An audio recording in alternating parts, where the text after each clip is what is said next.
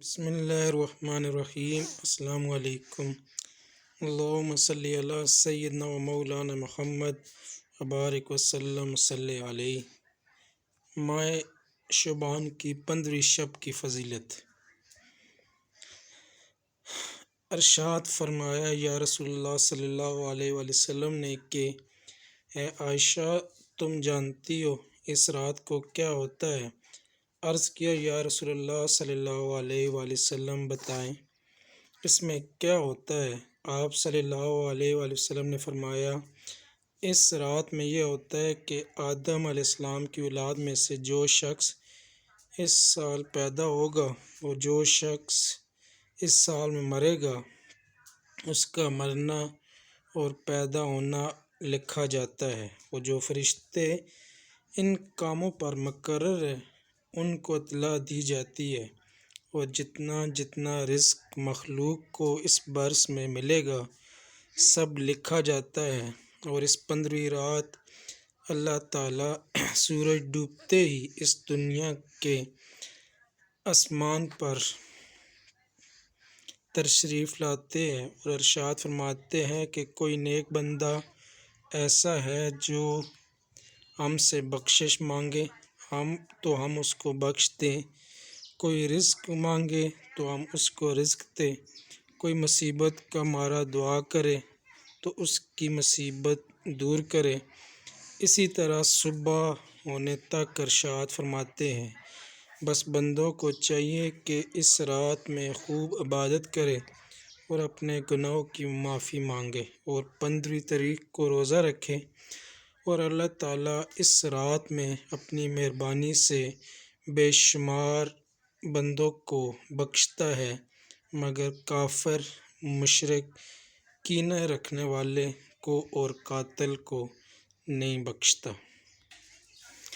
شب برات معافی کی رات، مغفرت کی رات، شفاعت کی رات۔ اس رات میں اللہ تعالیٰ بنی کلب کی بکریوں کے بال سے بھی زیادہ لوگوں کی مغفرت فرماتا ہے۔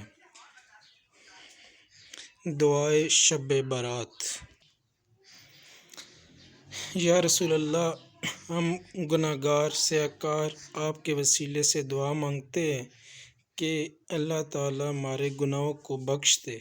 شراب، جھوٹ، کینہ، چغلی، غیبت، چوری، شراب، زناکاری، فحش گوئی، فلمی گانے، باجوں، ڈراموں سے محفوظ فرما۔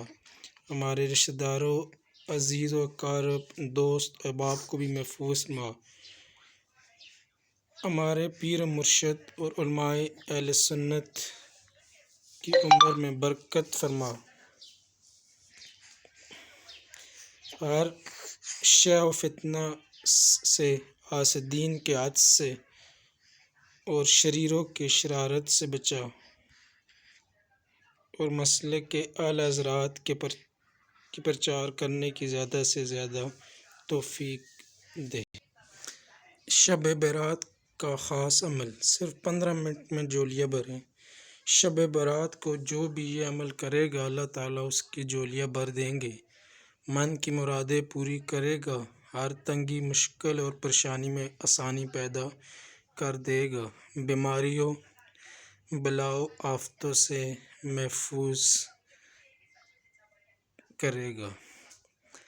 عمل یہ ہے کہ سچے دل کے ساتھ ندامت میں ڈوب کر اپنے آپ کو قصوروار اور مجرم تصور کرتے ہوئے کم از کم 1000 مرتبہ کوئی بھی استغفار پڑھے۔ عمل کرتے وقت پوری امت کا، رشتہ داروں کا، حتیٰ کہ دشمنوں کا بھی تصور کرے۔ جس کیفیت سے اپنے لیے دعا مانگے اسی کیفیت سے ان کے لیے بھی دعا مانگے۔ آمین ثم آمین۔